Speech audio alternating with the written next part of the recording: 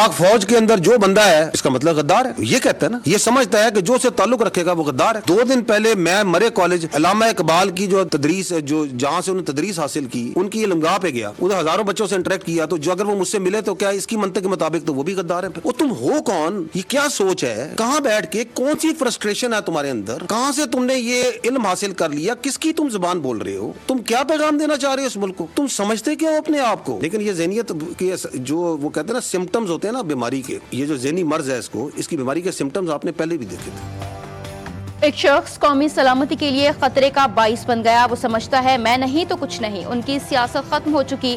तुम हो कौन, किसकी जुबान बोल रहे हो, तुम समझते क्या हो अपने आप को, तुम कौन हो जो गद्दारी के सर्टिफिकेट बांट रहे हो। DGISPR की प्रेस ब्रीफिंग, कहा असल बयानिया जहनी मरीज ने दिया। जहनी मरीज के ट्वीट की टाइमिंग देखें। इस जहनी मरीज के ट्वीट को अफगान और भारतीय मीडिया ने मिनटों में वायरल किया। ये जहनी मरीज पाकिस्तान के खिलाफ फर्जा सराई कर रहा है। आपको इजाजत नहीं देंगे कि आवाम को अफवाज के खिलाफ भड़काएं। जहनी मरीज की मंतक के मुताबिक जब भारत ने हमला किया ये होता है तो कशको लेकर चल पड़ता है। क्या वो बात करते हैं, ये तो कहता था कि खारजियों का पेशावर में दफ्तर खोल दें। जो अंदर बैठा हुआ जहनी मरीज है सुबह से लेकर शाम तक फौज के खिलाफ बातें करते हैं। तुम्हारी सुई फौज के खिलाफ क्यों अटकी हुई है, ये एक टेरर क्राइम है।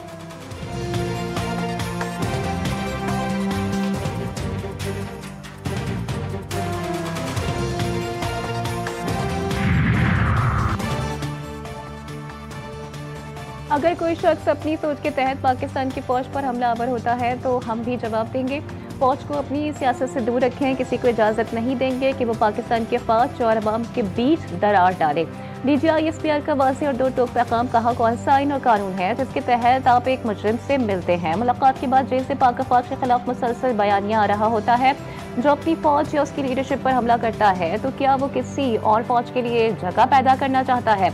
इस शख्स से जब कोई मिले तो ये रियासत पाकिस्तान और फौज के खिलाफ बयानिया देता है। भारतीय मीडिया कितनी खुशी से पाकिस्तान के आर्मी चीफ के खिलाफ बयान चलाता है और उससे ये बयान कौन फराहम करता है। यही जमात, यही लोग पाकिस्तान की फौज के खिलाफ बात करते हैं। ये लोग अपने बयानिए को फैलाते हैं और अफगानिस्तान और भारत के साथ लोग इस बयानात को बढ़ावा देते हैं।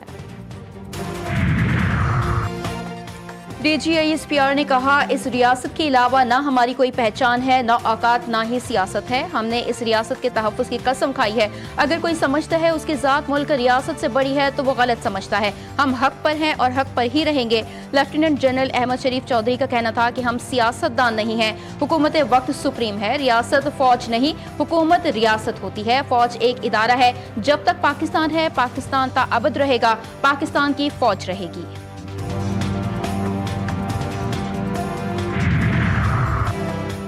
चीफ ऑफ डिफेंस फोर्सेस के हेडक्वार्टर्स का आगाज हो चुका है। DGISPR कहते हैं कि CDF की तैनाती पर सबको मुबारकबाद पेश करता हूँ। Chief of defence forces headquarters की बहुत अरसे से ज़रूरत थी। CDF के नोटिफिकेशन पर हर कोई 10 से 15 मिनट बाद ट्वीट करता है।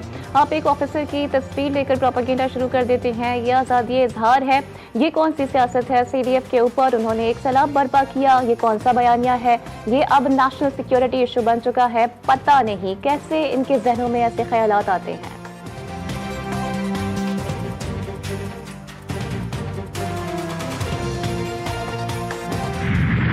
Field marshal Syed Asim Munir chief of defence forces तैनात। वजारत दिफा ने सदर मुमलिकत की मंजूरी के बाद चीफ ऑफ डिफेंस फोर्सेस की तैनाती का नोटिफिकेशन जारी कर दिया। फील्ड मार्शल सैयद आसिम मुनीर को आइंदा 5 साल के लिए चीफ ऑफ डिफेंस तैनात किया गया। Syed Asim Munir chief of army staff भी 5 साल रहेंगे। Air chief marshal Zaheer Ahmed Babar Sidhu की मुद्दत मुलाजमत में तौसी का नोटिफिकेशन भी जारी। इतलाक 19 मार्च 2026 से होगा।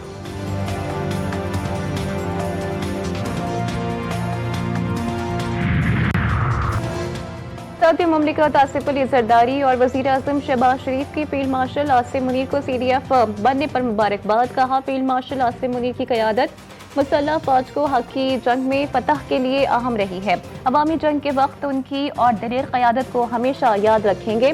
फील्ड मार्शल की क़यादत ने मुसल्लह फौज को मुत्तहिद किया। वज़ीर आज़म की मुद्दत मुलाज़मत में तौसी पर एयर चीफ को भी मुबारकबाद। सोशल मीडिया प्लेटफॉर्म एक्स पर लिखा air chief marshal Zaheer Ahmed Babar Sidhu की क़यादत में पाक फ़िज़ाइया ने पेशेवराना महारत से दुश्मन पर बरतरी दिलाई।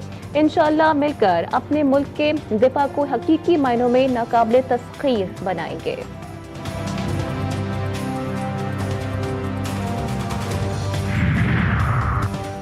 अल्लाह की रहमत फजल करम से फातिहीन ने कौम और मुल्क को तारीख साज फतह से नवाजा। कौम वतन के मुहाफिजों की लाजवाल खिदमत के एतराफ़ में सिपह सालारों को एजाज से नवाज रही है। वजीर दिफा ख्वाजा आसिफ का एक्स पर बयान, लिखा field marshal Asim Munir, air chief marshal Zaheer Ahmed Babar को मुबारक हो। कौम को अपनी बहादुर अफवाज और आपकी क़यादत पर नाज है। जो समझते थे 18वीं तरमीम गलती थी, उसकी मिसाल NICVD है। हमने साबित कर दिया है कि वफाक की हुकूमत के बगैर ये इदारा चला सकते हैं। वफाक की मुश्किलात हम सब की मुश्किलात हैं। चेयरमैन पीपल्स पार्टी बिलावल भुट्टो कहते हैं, पिछला वजीर आज़म शहर शहर जाकर कहता था वफाक दिवालिया हो चुका है। हम वफाक के लिए टैक्स जमा करने के लिए तैयार हैं। NICVD दिल के इलाज का दुनिया का सबसे बड़ा नेटवर्क बन चुका है।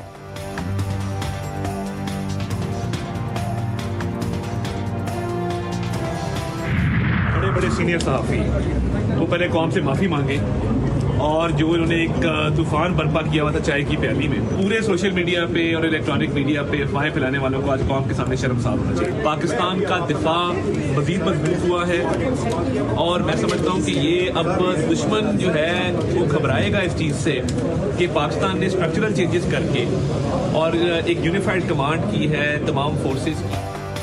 बड़े बड़े सीनियर सहाफ़ियों को कौम से मुआफ़ी मांगनी चाहिए जिन्होंने एक बेबुनियाद तूफान बर्पा कर रखा था। पूरे सोशल मीडिया पर मुहिम चलाने वालों को भी आज कौम के सामने शर्मिंदा होना चाहिए। वज़ीर इत्तलात अता तारर कहते हैं, पाकिस्तान का दिफा एक बार फिर मजबूत हुआ है। पाकिस्तान ने स्ट्रक्चरल तब्दीलियां करके अपने दुश्मन को खौफजदा कर दिया है। तमाम फोर्सेस के लिए एक मुत्तहिदा कमांड कायम की गई है। हमने मशरकी और मगरबी दोनों सरहदों को महफूज बना लिया है। अब दुश्मन में जुर्रत नहीं होगी।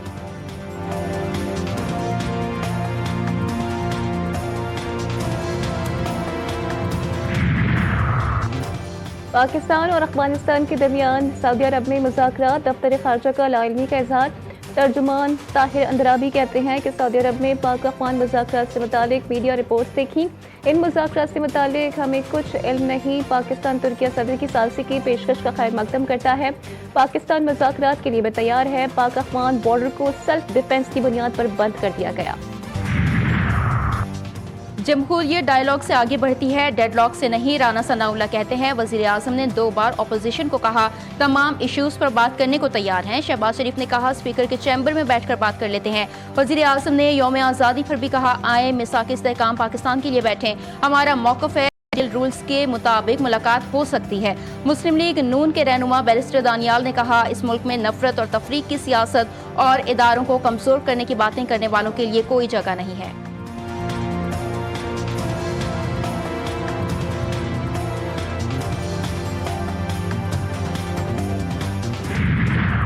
PTI रहनुमा मिर्जा शहजाद अकबर इश्तिहारी करार। इस्लामाबाद की अदालत का तहरीरी ऑर्डर जारी, वारंट गिरफ्तारी जारी करने का भी हुक्म। शहजाद अकबर मुतअद्दिद बार तलब करने के बावजूद अदालत में पेश नहीं हुए। PTI रहनुमा के खिलाफ ट्विटर पर मुतनाज़ा बयानात की बुनियाद पर मुकदमा दर्ज है।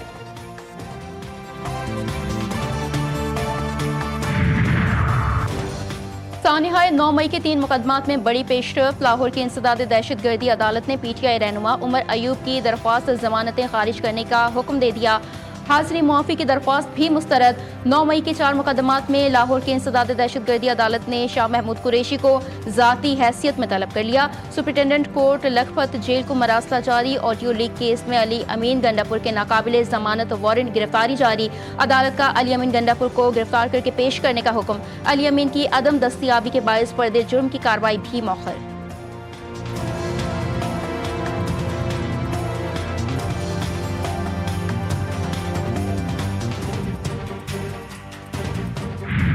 हमारे पोर्ट पे EV बसेस उतर चुकी है जो कि एक नई बसेस है। हमारी कोशिश है कि हम टोटली यहाँ पे जो भी बाकी बसेस है ना उनका हम खात्मा करें, और उसके लिए हमने ट्रांसपोर्टर हजरात से भी रैपिडली हमारी टीम्स मीटिंग कर रही है कि हम चाह रहे हैं उनको कि जी वो जो बाकी बसेस है इसको वो बंद करें। गवर्नमेंट उनको इंटरेस्ट फ्री लोन भी देने के लिए तैयार है। जिन रूट्स पर पीपल्स बस सर्विस चल रही है वहां प्राइवेट बसें बंद करवा रहे हैं। सीनियर सूबाई वजीर का ऐलान। सिंध असम्बली में इजहार ख्याल करते हुए शर्जील मीमी ने कहा हम प्राइवेट बसें जबरदस्ती बंद करवा सकते हैं लेकिन ऐसा नहीं कर रहे। हुकूमत ट्रांसपोर्टर्स को सूद फ्री कर्जा देने को तैयार है। हमारी कोशिश है सिंध से बाकी बसों का खात्मा करें। ट्रैफिक मैनेजमेंट के लिए केस टू केस स्टडी करना होगी। ट्रैफिक कवानीन सख्त से सख्त करने होंगे ताकि हादसात में कमी वाक़ हो। हम ऐवान और आवाम को जवाब दे हैं। बेहतरी के लिए सबको मिलकर काम करना है।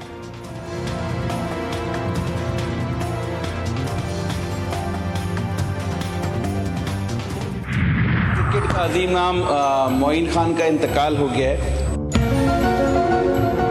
उनके लिए मोइन खान? अच्छा सर, शायद वो फेक न्यूज़ थी हमारे नाम में देखी। अबे साहब, ये मोइन खान साहब की फेक न्यूज़ है। फेक न्यूज़ है, अल्लाह माफ़ करे, वो बिल्कुल सेहतियाब हैं। इसकी तो कोई ऐसी अब बात होती है, हम सबको दुख होता है। मोइन खान के इंतकाल की जाली खबर। MQM के साबिक कायम-खानी ने सिंध असम्बली में मग़फ़िरत की दुआ की दरख्वास्त कर डाली। ऐवान में मौजूद अरकान ने फौरी तौर पर उन्हें रोकते हुए बताया कि क्रिकेटर मोइन खान के इंतकाल की खबर गलत है। स्पीकर ने भी साबिक कायम-खानी को गलत खबर के बारे में आगाह किया, जिस पर रुकन असम्बली ने उठकर माज़रत की।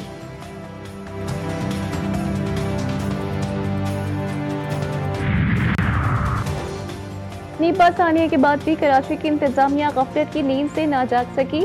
शहर काइद में खुले मैनहोल्स में बच्ची के गिरने का एक और वाकया सामने आ गया। मंगोपीर गरम चश्मा के करीब निजी स्कूल की पहली जमात की तालिबा खुले मैनहोल में गिरा गिरी। जाए वक्त से गुजरने वाले शहरी ने बच्ची को बर वक्त खुले मैनहोल से निकाल दिया। बच्ची छुट्टी के बाद स्कूल से घर जा रही थी।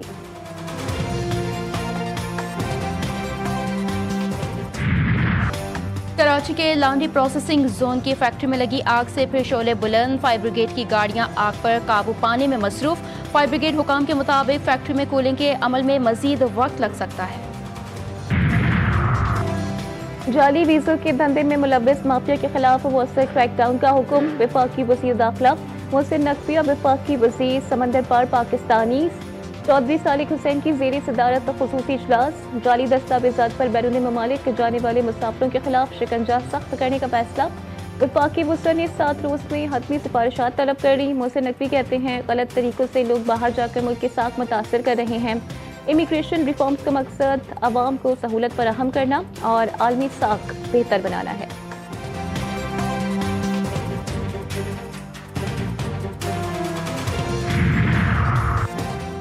पंजाब में कानून सख्त लेकिन एहलकारों का रवैया मेहरबान। रिश्वत बदसलूकी और इल्जाम की कोई गुंजाइश नहीं। पैरा फोर्स की हर कार्रवाई अब कैमरे में रिकॉर्ड होगी। वज़ीर आला मरियम नवाज का पैरा फोर्स की कारकर्दगी और शफाफियत बढ़ाने के लिए जल्द अज जल्द बॉडी कैम लगाने का हुक्म। कानून हर हाल में नाफिज हो मगर अवाम के साथ रवैया हमेशा दुरुस्त, दोस्ताना और बाइज्जत हो। मरियम नवाज का पैरा फोर्स को पैगाम। इजलास में state the art para training centre कायम करने की उसूली मंजूरी दे दी।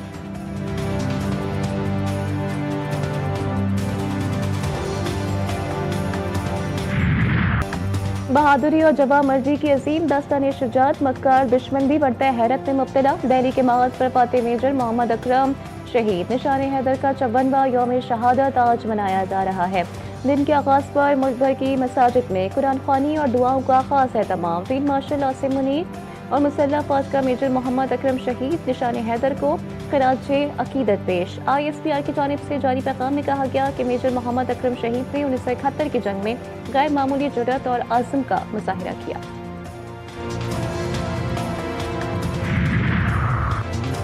रूसी सदर व्लादिमीर पुतिन 2 रोज़ा दौरे पर भारत पहुंच गए। नई दिल्ली एयरपोर्ट पर भारतीय वज़ीर आज़म ने इस्तकबाल किया। मोदी और पुतिन गले मिले, हाथ मिलाया और एक ही गाड़ी में सवार होकर रवाना हुए। तिजारत, तवानाई, दिफा और आलमी सियासत पर बामायनी मुज़ाकरात मुतवक्के। दोनों मुल्कों के दरमियान कई अहम मुआहिदों पर दस्तखत का इम्कान।